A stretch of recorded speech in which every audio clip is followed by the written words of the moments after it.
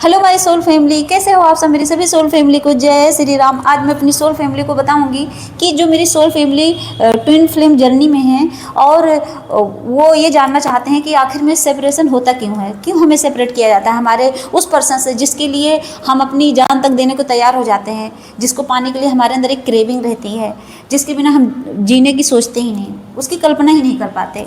क्यों हमारे उस खास पर्सन को अलग कर दिया जाता है? तो इसके पीछे का रीज़न होता है, और रीज़न ये होता है कि हमारे वो जो बचपन के ट्रॉमा होते हैं, जैसे एक डर जैसे होता नहीं, बचपन से ये जो फेमिनाइन होती है ना, बचपन से ही इनको डराया जाता है, हर चीज़ के लिए दबाया जाता है, डराया जाता है, और वो डर इतना उनके अंदर एक घर कर लेता है कि फिर वो हर चीज़ में डरती रहती हैं।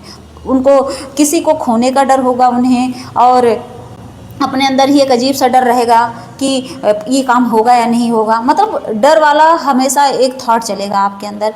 तो उसकी हीलिंग के लिए, सेल्फ वर्थ की हमारे अंदर कमी होती है, उसकी हीलिंग के लिए हमें उनसे सेपरेट किया जाता है, हमारे खास पर्सन से, हमारे उस ट्विन सोल से।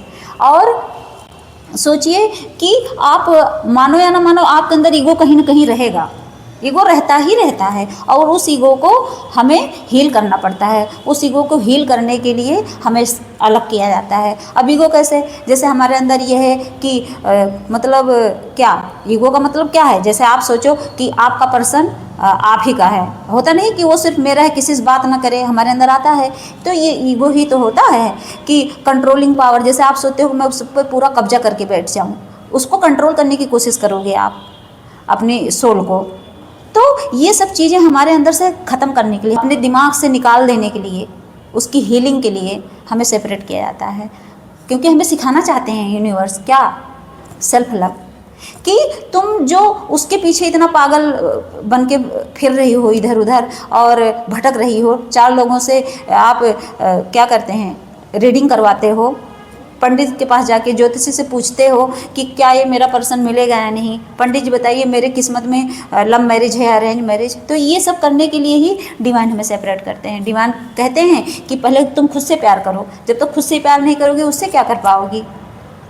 तो इसीलिए हमें सेपरेट किया जाता है। उसके बाद सोचिए उसके अंदर जो आपका डीएम होता है, डिवाइन मस्कुलाइन, जो आपका हाफ सोल है, उसके अंदर भी कितनी कमियाँ होती हैं। 3D में फंसा होता है, 3D में फंसा रहेगा, उसके अंदर जो है कॉन्फिडेंस की कमी रहेगी, डिसीजन लेने की भी कमी रहेगी उसके अंदर जो है इमोशनली वो डरा हुआ रहता है, वो बहुत डरता है। वो पता है क्या, वो इतना अंदर उसके डर भरा रहता है, वो सोचता है कि अगर मैं किसी से प्यार करूँगा, अगर उसने मुझे हर्ट कर दिया तो मेरा क्या होगा।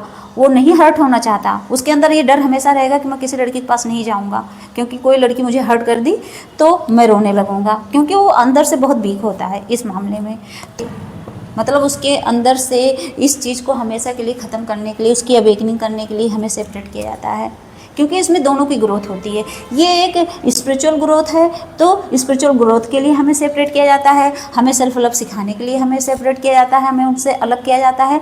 तो ये कभी मत सोचना कि मतलब हमें अलग करने का रीज़न क्या होता है, क्योंकि बहुत ढेर सारी कमियाँ लेके हम इस धरती पर आते हैं। तो उन सबको हील करने के लिए डिवाइन हमें हमारे सोल से अलग करता है।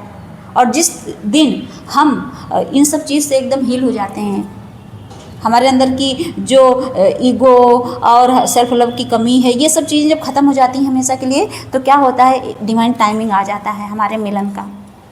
फिर हम पूरी तरह से तैयार हो जाते हैं तो डिवाइन हमें मिला देता है। ये मत सोचिए कि नहीं मिलाता, मिलते हैं ट्विन सोल। लेकिन जब इतनी सब चीज़ों से गुजारा जाता है, तब जब इस पीड़ा से, जब इस दुख से हम गुजर के आगे निकलते हैं, तब जब हम अपने आप को पहचानने लगते हैं, तब जब हम अपने आत्मा की ग्रोथ में लग जाते हैं, तब हमें इसलिए अलग किया जाता है कि हम अपने सोल पर्पज को पहचाने कि हमारा मेन सोल पर्पज क्या है, हमारा मेन सोल पाथ क्या है, हम किस लिए इस धरती पर आए हैं। जब तक ये सब चीज़ें हम फील नहीं करते हैं, तब तक लिख के रख लीजिए, हमारी सोल को हमसे कभी नहीं मिलाया जाएगा। और जब सारी कमियां दूर होंगी तो अपने आप आपका मिलन हो जाएगा। ये बात हमेशा याद रखना। जय श्री राम, जय नीम करोली बाबा।